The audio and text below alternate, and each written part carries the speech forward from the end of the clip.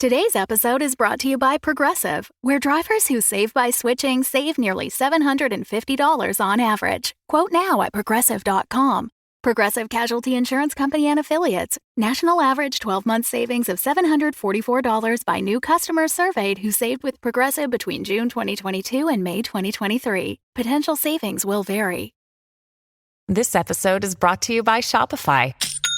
Forget the frustration of picking commerce platforms when you switch your business to Shopify, the global commerce platform that supercharges your selling wherever you sell. With Shopify, you'll harness the same intuitive features, trusted apps, and powerful analytics used by the world's leading brands. Sign up today for your $1 per month trial period at shopify.com/tech, all lowercase. That's shopify.com/tech.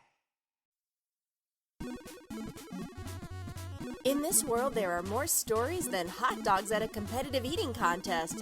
Some are all beef, some are in buns, some are dunked in water. But they're all worth gorging on. So open up your mouth wide and listen.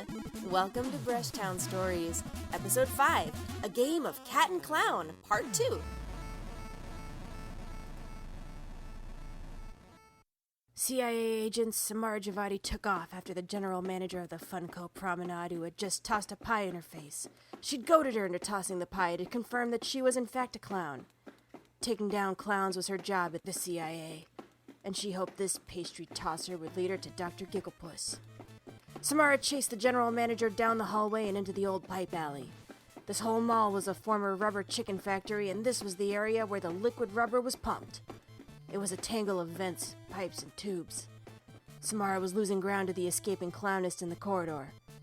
She was getting away, so Samara aimed her gun and fired at one of the old rubber pipes. It ruptured and rubber runoff splurted out and hit the general manager. She let out a cry. "No, rubber runoff! I'm allergic to rubber runoff!" She hit the ground with a small bounce. Samara grabbed her and threw her up against the wall. Her body made a comical honk as she hit the wall. Clowns, Samara thought. Always honking. "Please, I'm not so bad. My father was a clown and I didn't know. I was born this way. It's in my blood." Samara narrowed her eyes. "You're small potatoes. Shoestring fries. I'm looking for the russet gold. The big one. Gigglepuss."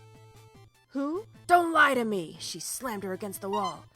"Gigglepuss is the #1 fugitive clown doctor, the #2 clown leader, and #3 on the FBI's most wanted list. Tell me where she is." "I don't know," the manager replied. Samara reached for her gun and put it against the manager's head. "Funny scum like you are the reason this country has problems. Big shoes, red mouths. I'll see you rot in Clowntanimo Bay. Maybe I should just put you down right here." "I never met her, but on the lower level. She uses it to treat wounded harlequins. Her operating room. I can tell you." Samara holstered her gun and stepped back. "Don't tell. Show me," she growled. She then followed the general manager down a secret set of stairs to the lowest level of the factory. The scene both shocked and disgusted her. It was a makeshift operating room.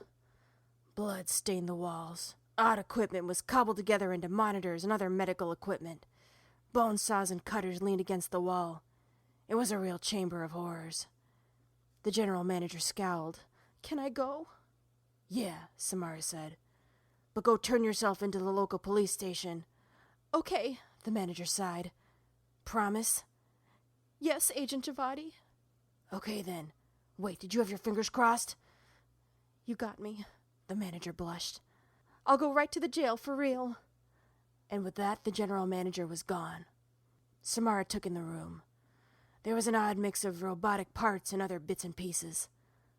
What happened here, Samara thought. There was an operation, and recently. She looked over the readings on various printouts. Brain activity was spiking off the charts. Whoever was worked on in this lab was in bad shape. But how do I find Gigglepuss, Samara wondered. Suddenly, an alarm went off. "Intruder alert! Intruder alert!" Red lights began to flash as the door opened and a robot rolled into the room. "Halt! I am Defend Mailtron 3945233255552339000, the robot declared. "I am a combination defense weapon in mailbox. Prepare to be destroyed." Well, that's no good, Samara thought. She then jumped out of the way of the robot's flamethrower. She did a quick backflip and then kicked off the wall. She then drew her gun and fired at the robot. But like most robots, a few bullets weren't enough to stop it. It came at her quick, swinging a giant hammer arm. Samara rolled away, but it was close. Gotta lay off the cross sandwiches, she thought. The robot came at her again. She dodged it. This is getting old, she thought. She grabbed the electric bone saw and held it up to the robot. "Mere blades cannot harm me," the robot said. "I know, but what about a 100-ton piston?" Samara threw the saw against a button on the wall, which caused a giant piston to crush the robot. "I have failed," the robot said before shutting down forever. "That robot got, Samara said. Then she was sad that no one heard her retort. Oh well.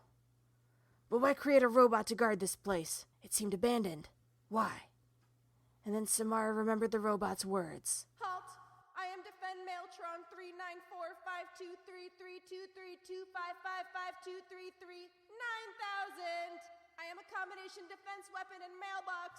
There's a chance there's still some mail inside. Samara went to the mail storage area of the robot and opened it. Bingo. Amongst the magazines and bills was a letter from the Canadian Clown Front. The CCF, one of the main sources of the Underclown Clown Road. At first, the letter seems to simply list several LATSI, clown routines, but then she noticed a pattern. The Pantaloni cipher, of course. About a year ago, the FBI had cracked a famous clown code called the Pantaloni cipher. It used a simple red nose substitution, and if you arranged the letters according to the arc of the spray of a squirting flower, then the true message would be revealed. Samara quickly reordered the message. A shipment of medical equipment. Various parts. Bionic floppy shoes? What was going on? What did they build in this lab? But then there's mention of a special part that had to be shipped separately. Secretly. Directly to Gigglepuss herself. At her home. "I got you," Samara smiled. Thanks for supporting the Fable and Folly Network. Here's another show we know you'll love. Where am I? Welcome to Desert Skies, traveler. Your journey through the physical plane has come to an end. I am the attendant. My colleague here is the mechanic. Yo, this is your last stop on your way to the great beyond. It's our job to make sure you're prepared for the ride. Now, before hitting the road, we have an impressive selection of over 34 varieties of microwavable burritos. What's going on? There's gotta be a better afterlife than this. I mean, come on! That's offensive. Something seems to be wrong with me. You left something major undone. I have a life outside of this gas station, you know. You quite literally do not. Any hobbies? Nope.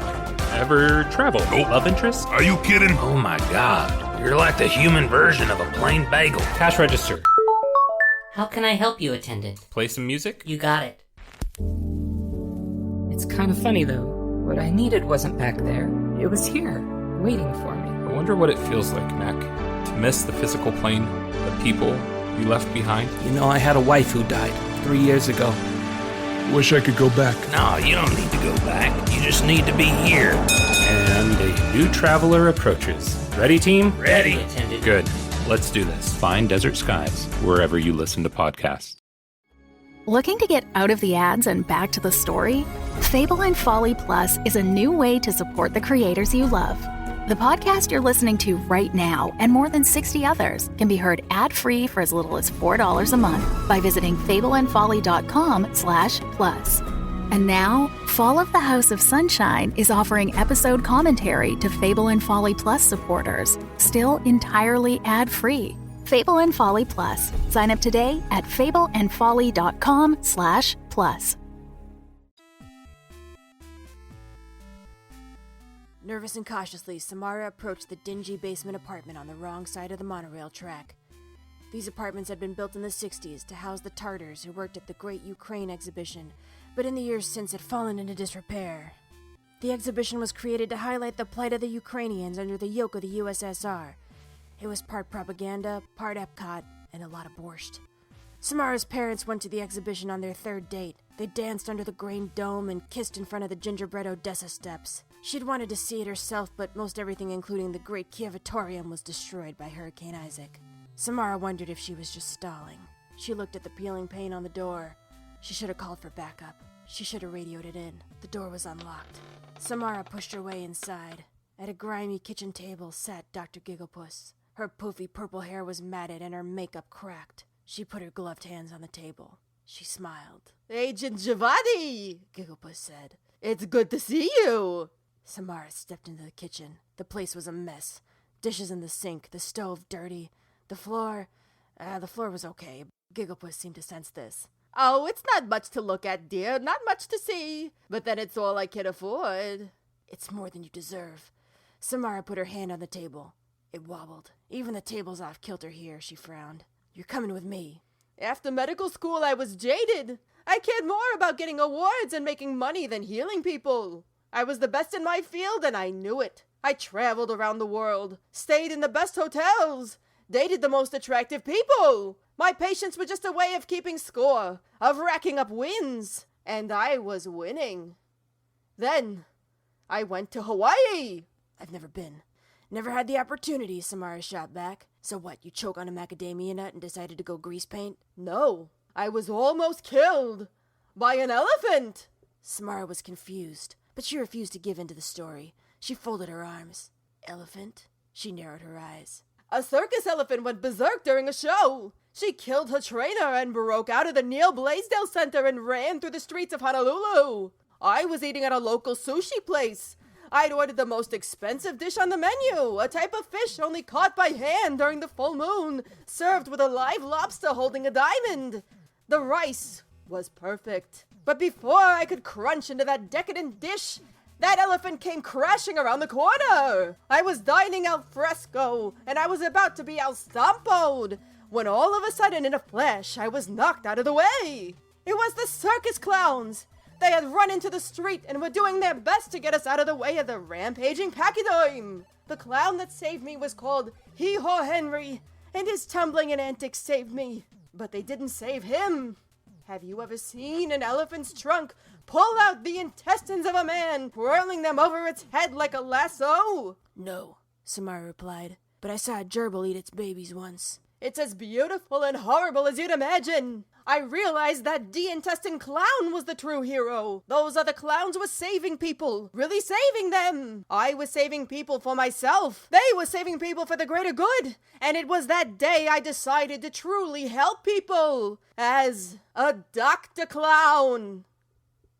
A nice story, but you know as well as I that clowns are destroyers. They probably berserked that elephant in the first place. It's unfortunate how deeply the rot has infected the world. The lies of the dentites and... Don't make excuses. I know what you are. You seltzer squirters are the lowest rung of the ladder. I've hunted you, and I've caught you. "Indeed you have," Gigglepuss replied. "It's funny in a way."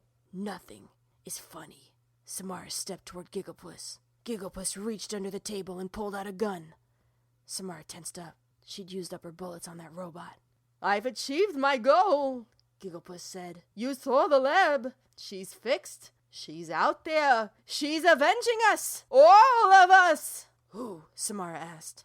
"Red nose. Blood red. Knock, knock, you're dead." With that, Gigglepuss let out a small laugh. "Okay, Doc, put down the gun." "It's funny in a way," Gigglepuss said again. "So you think you can shoot me and just pratfall away from this?" Gigglepuss sighed. "Shoot you, my dear. Your brain's been twisted up like a balloon dog. No, this gun is for me." "You're crazy!" Samara stepped toward the table. "But crazy ha-ha, crazy strange." Gigglepuss let out a long laugh and then put the gun near her head.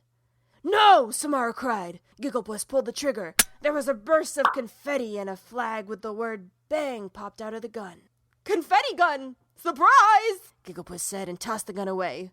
"Whoopee!" She laughed. Samara grabbed her. "Whoopee nothing, you nutcase." "My nutcase is full of snakes. Don't you see, Agent? I'm just one clown, but she is everything. Let's go, I'm tired." Samara pulled her to her feet. "Good. I'll see you get a long nap in the ha-ha camps. It's Leavenworth prison for you." Samara zip-tied Gigglepuss's hands behind her back and shoved her out of the apartment into the warm afternoon. It was over. She was caught. And yet somehow the victory felt hollow. She put Gigglepuss into the car and slammed the door. Then she turned and looked out at the neighborhood. Will it ever end, she wondered? Or is it just a game of whack-a-clown? A carnival of grease paint and terror always dancing to a calliope in the shadows. It was hard not to get jaded when you were on the clown beat. She looked back at Gigglepuss, whose white and blue makeup was cracked and peeling. Small victories, she told herself. It's all about the small victories. BRUSHTOWN Stories is a Roy Gold production. It was written by Jonathan Goldberg with music by David Origlieri. Samara Javadi is me, Melissa Lusk. Find out more about the show and cast at podmusical.com. Find out more about anyone and let us know. You know, if you hear anything spicy, there's money in it for you. Just make sure no one knows that you... Wait, what was that? Wait a second. Who are you working for?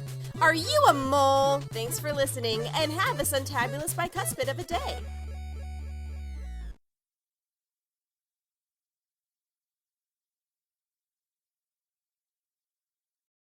The Fable and Folly Network, where fiction producers flourish.